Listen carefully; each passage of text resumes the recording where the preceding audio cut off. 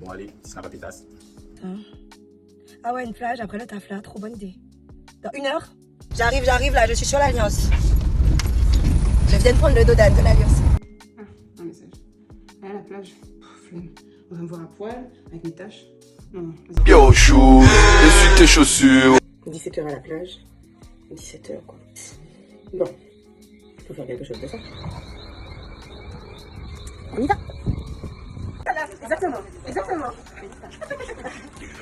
Premier snap à Pétasse. Comme c'est vrai là. Ça. Oh, c'est pas ni fourmi ici, man. Gros jour, faut que je besoin là. J'ai sorti les véhicules que. Mais vas-y, fais péter, on va voir qu'est-ce que ça donne.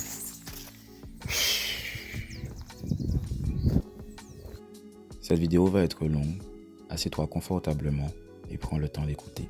Et si tu penses que tu n'as pas ce temps à te consacrer, mon invitation pour toi, c'est de continuer de scroller. Bon, comme d'hab, Kevin est en retard. Ah bah oui. Il est parti de Bastère. Ouais, on va pas l'attendre jusqu'à. Ouais, en fait, si vous voulez, faut être honnête avec vous, j'avais un petit peu la flemme. Je me suis dit, putain, pourquoi j'ai pris cet engagement? Mais de ouf, frère. J'ai fait une sieste. Je suis sortie de mon lit. J'ai dit au gars que je viens, sérieusement. Pareil. Mais après, je me suis dit, bon, faut y aller. Et toi? Je suis venue, mais tu t'es mis à l'autre bout de la plage. Ça, c'est pas la plage de la Dacha. Hein. J'insiste, c'est pas la Dacha. Tu m'as fait marcher tout ça, monter les escaliers pour venir juste ici. Et mon verre est vide. Moi, je me suis garée comme du n'importe quoi. Je suis là, s'il faut bouger la voiture, je la bouge. Non, parce que j'ai dit que je venais. Une fois que j'y suis, tu vois, je regrette pas d'être là. Exactement, mais sortir de la maison, frère, quelle angoisse. Ouais, j'avoue. Hein? Et je suis contente de vous voir, par contre. D'ailleurs, je dois vous raconter quelque chose. Vas-y. C'est attention, j'ai même le micro. Ne me jugez pas. Mais en fait, je suis en train de fréquenter quelqu'un.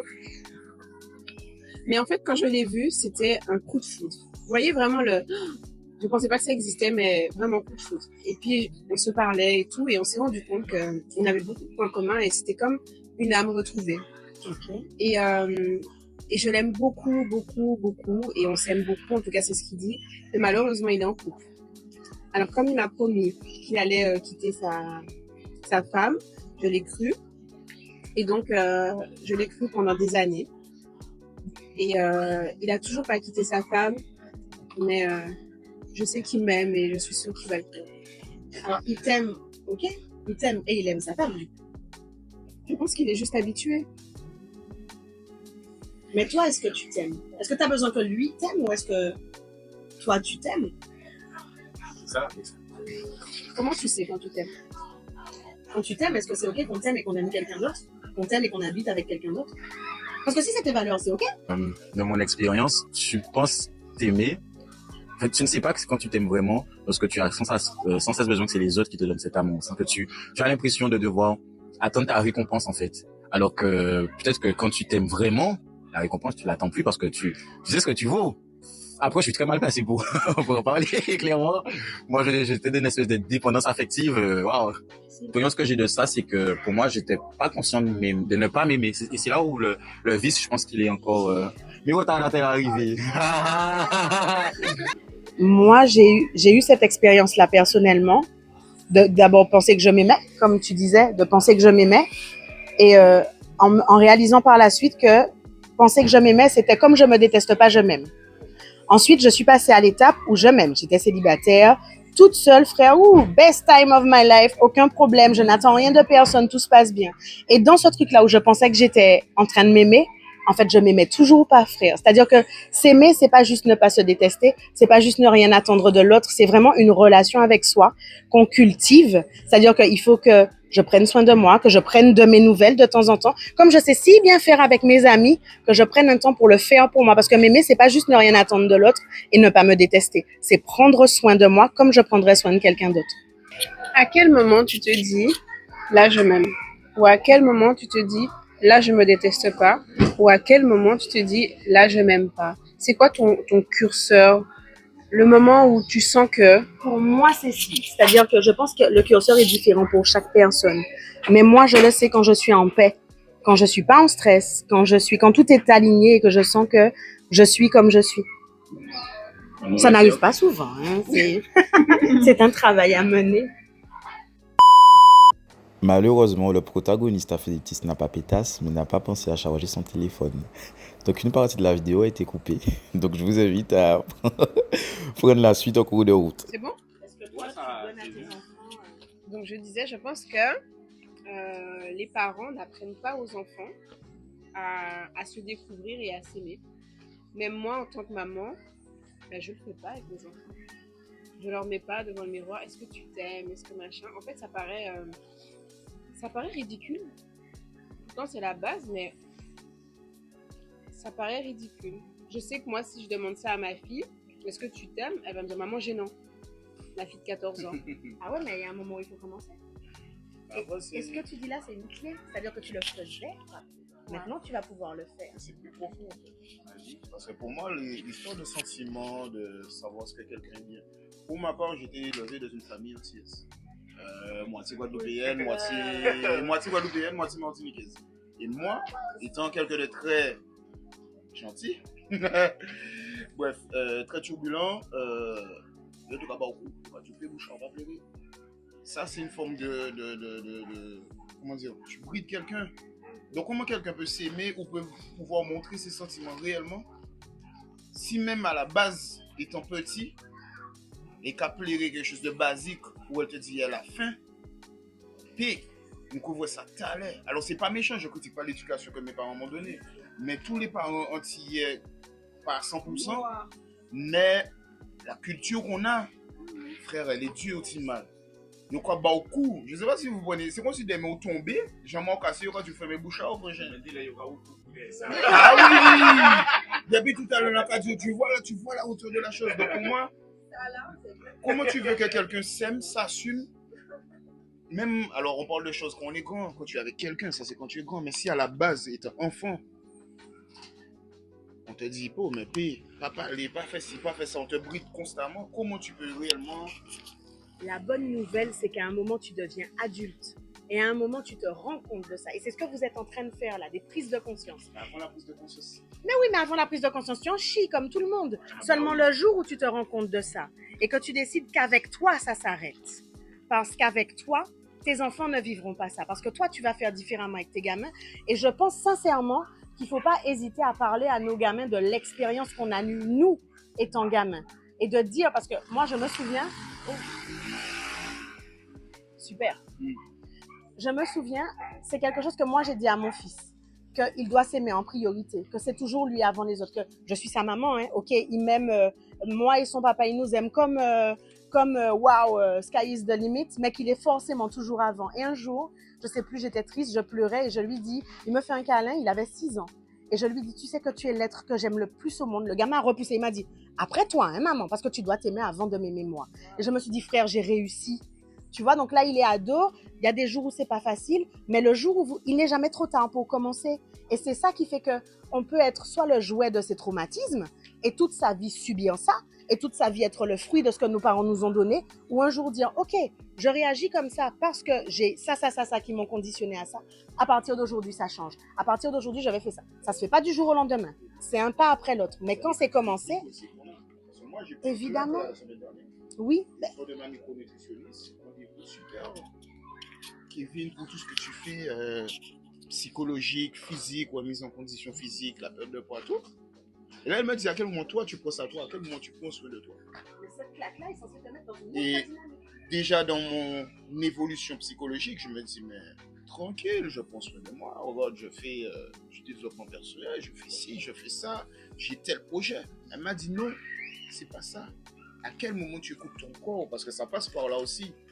Pour pouvoir s'accepter, se trouver beau, tout ça, il faut pouvoir accepter son corps.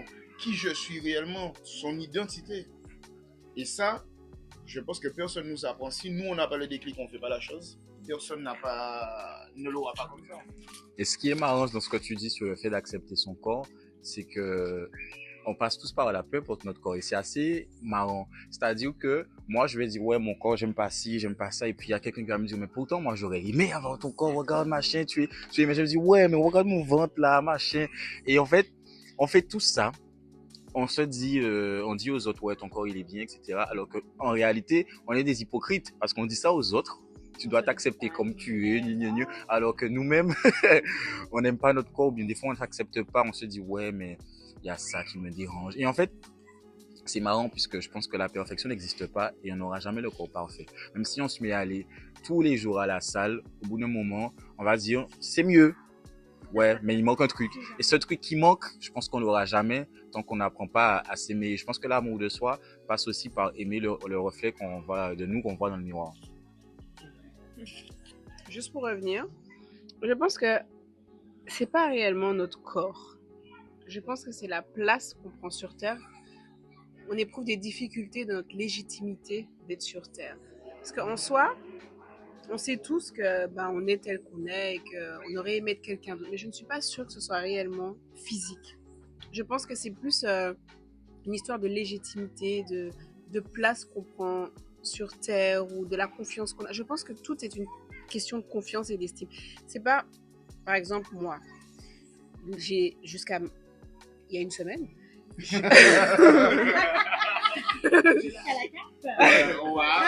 Alors j'ai eu la cape et puis après j'ai eu mon shooting et tout.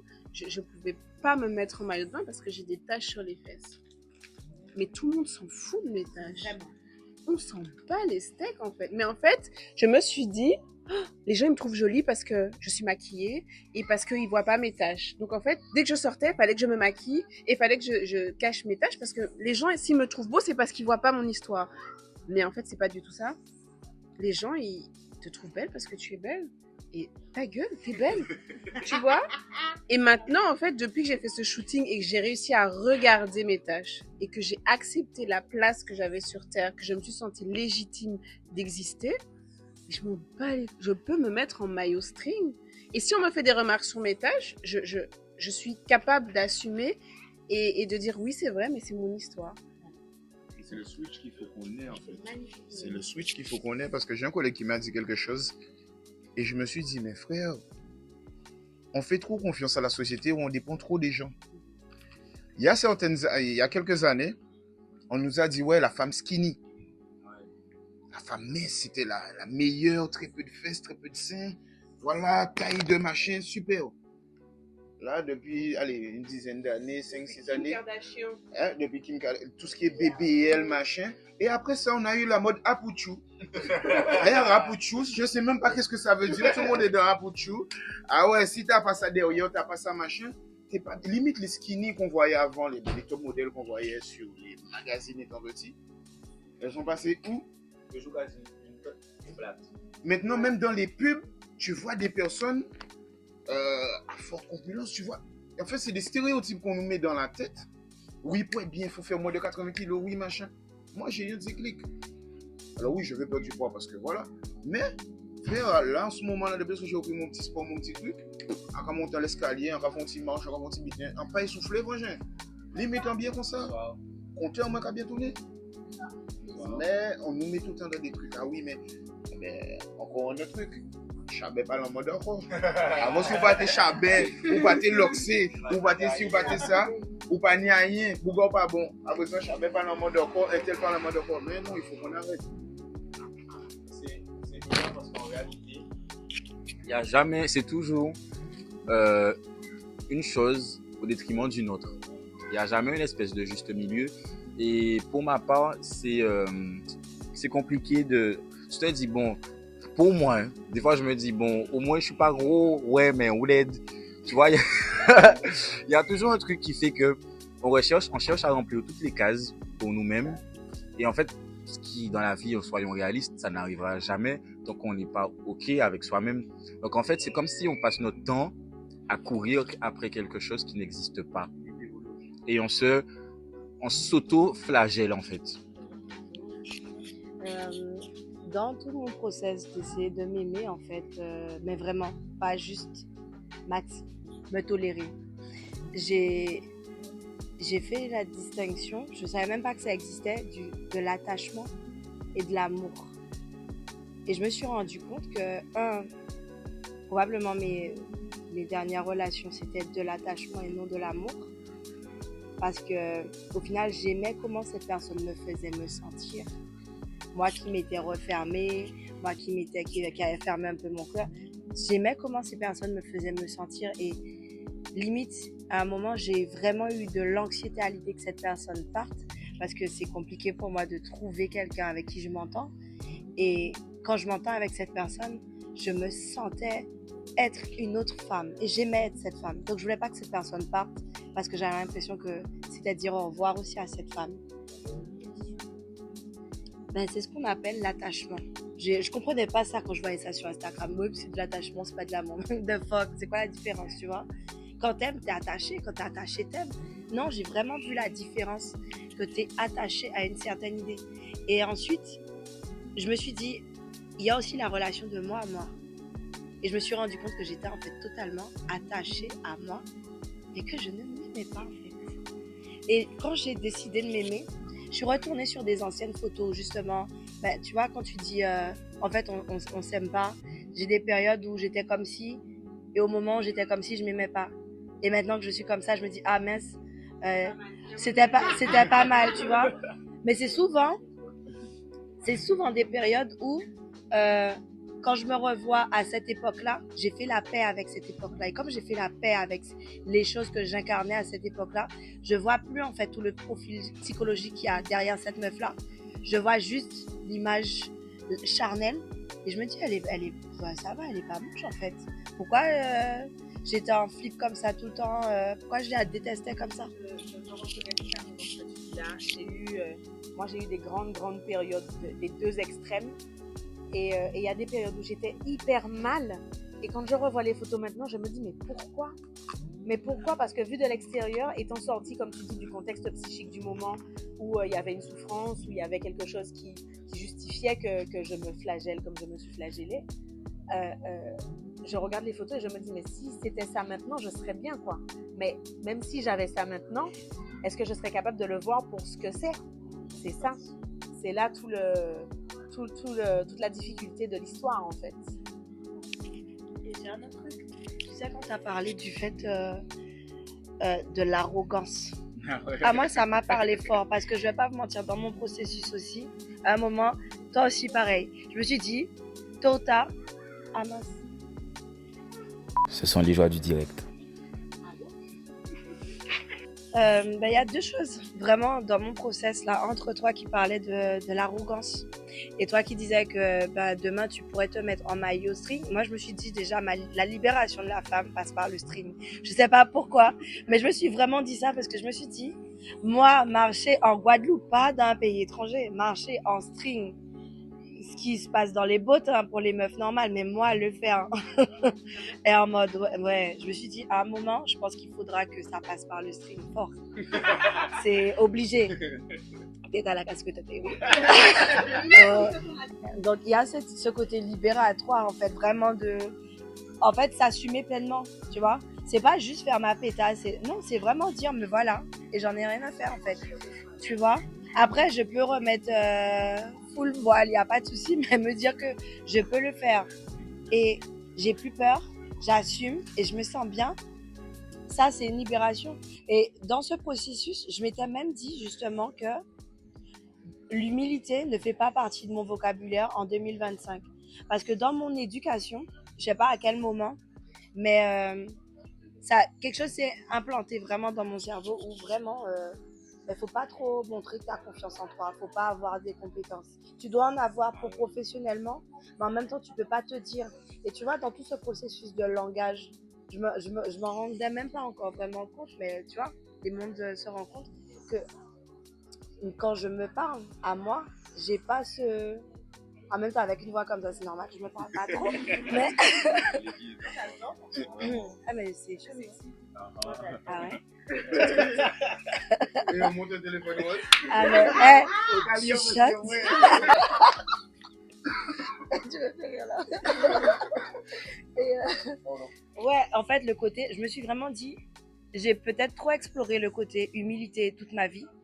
Là, je vais voir jusqu'où, mais je vais vraiment rétrograder sur l'humilité là. On va y aller en mode, je vais pas dire bad bitch, mais j'ai envie vraiment de me dire non, ouais.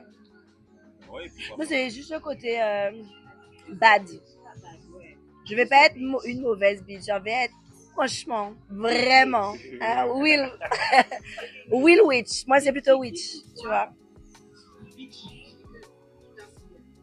Quelqu'un de réel, c'est pas Rihanna. Ben, j'ai envie de dire toi. Donc, quand tu tombes. Ben, pour moi, clairement.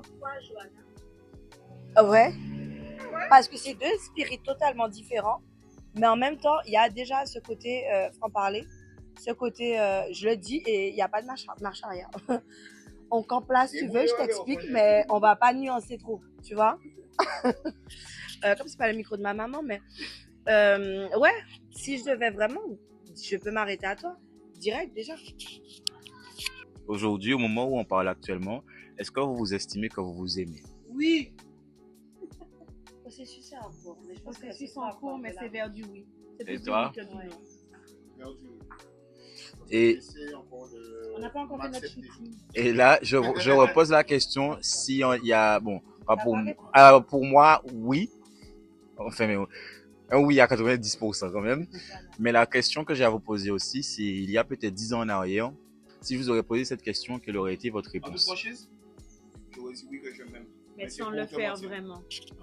Parce qu'en fait, il y a quelques temps, encore maintenant, si je travaille dessus, oui, c'est la paix. C'était moi, ma devise. Tu m'aimes, tu es gentil. Ah oui, mais oui, tu es beau, Kevin. Oui, je sais. À blaguer, à roucler même. Mais Kevin, t'as là, Kevin. En fait, j'étais dans cette optique-là, ça, où juste donner à l'autre ce qu'il attend pour qu'il puisse me foutre la paix. Même si je ne m'aime même pas, même si j'avais des défauts. Mais... je me fous la paix. Bah, moi, il y a un mois, je t'aurais dit non. Même il y a 2 semaines. Et en fait, on s'en rend pas compte comme des petites choses peuvent faire toute la différence. Et que moi, je sais que je vous casse les pieds avec la cape de Johanna, mais cette cape a changé ma vie. C'est ma renaissance. En fait, c'était là mon envol. Je me suis sentie... Super. Ouais. Wonder Woman, c'était moi, quoi. Ah ouais, je me suis sentie portée. Et puis, je vous entendais crier, allez, non, non! Et ça m'a... C'est comme si vraiment j'étais envahie par tout l'amour. Et mes pieds touchaient plus le sol, en fait. C'est pas que je suis prétentieuse. Et même si je le suis, c'est ok. mais je me suis sentie tellement bien. Et le shooting photo, bah, c'était... Au début, je me suis dit ça va être difficile de franchir le cap de se déshabiller. Et puis, en fait, je me suis sentie complètement connectée à ma féminité et à moi. Et même à un moment, le photographe, il me parlait, j'étais à poil et on parlait de sa vie, tu vois. Et c'était ok, en plus c'était un homme. Hein. Au début, je me suis dit non, je vais prendre une femme et tout. Et je me suis challengée, je dis non, je veux que ce soit un homme et tout et tout. Donc, c'est parfois juste des petites choses. Et surtout l'amour qu'on nous porte qui fait qu'on puisse s'épanouir, s'éclore, je pense. Moi, ça me fait penser à ce qui a fait que j'ai eu le déclic. Donc déjà de mon corps et aussi de moi, de mon visage, parce que je me trouvais pas beau. C'est que... Parce que c'est vrai, je vous dis, si je me trouvais vraiment moche. Et un jour, quelqu'un m'a conseillé ça. Et je fais l'exercice, je me réveille le matin et dans le miroir, je me regarde et puis je me dis, ah ouais, t'es mignon, t'es BG. J'y crois pas une seconde.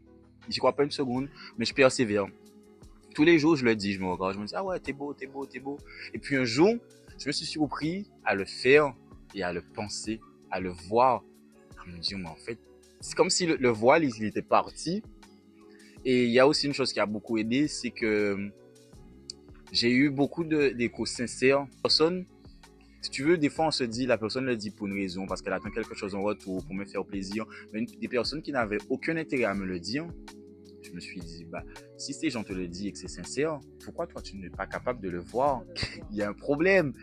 Et en fait, à partir du moment où on fait ce travail, de switcher, de se complimenter soi-même, parce que ça, on le fait jamais. Enfin, pour ma part, hein, je le faisais jamais.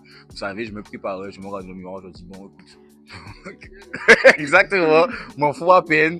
Et on y va. Alors que frère, quand je fais mes petits snaps à pétasse, ah ouais, les snaps à pétasse, ça a été ma révélation, mon petit mal. Ah ouais, on y va. Wow, j'ai tout gagné, là. Moi, je voulais juste reprendre ce que tu disais.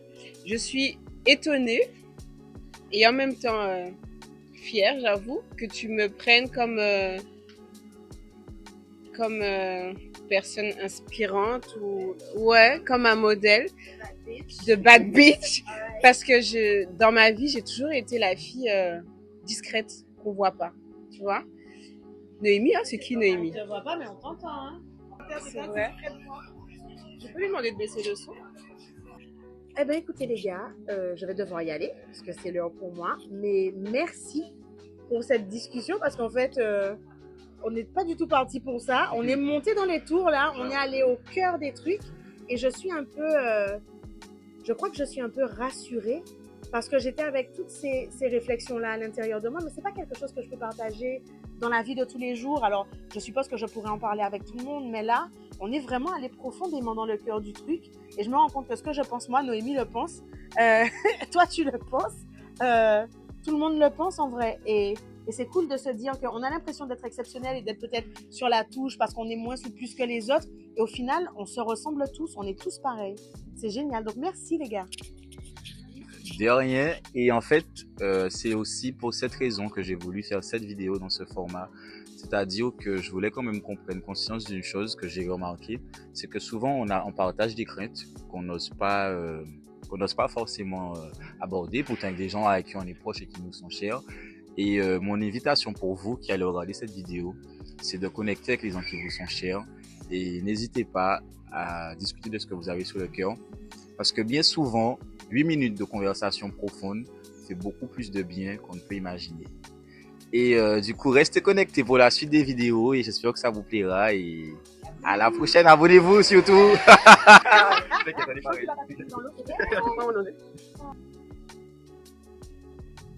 J'avais la flemme d'y aller. Franchement, je me suis dit, Tima, je me lève de ma sieste, frère, est-ce qu'il faut vraiment que j'y aille? Mais comme c'est des gens que j'aime, j'ai dit, vas-y, j'y vais. Et du coup, je savais que je les aimais. Mais là, j'ai ressenti ça de ouf.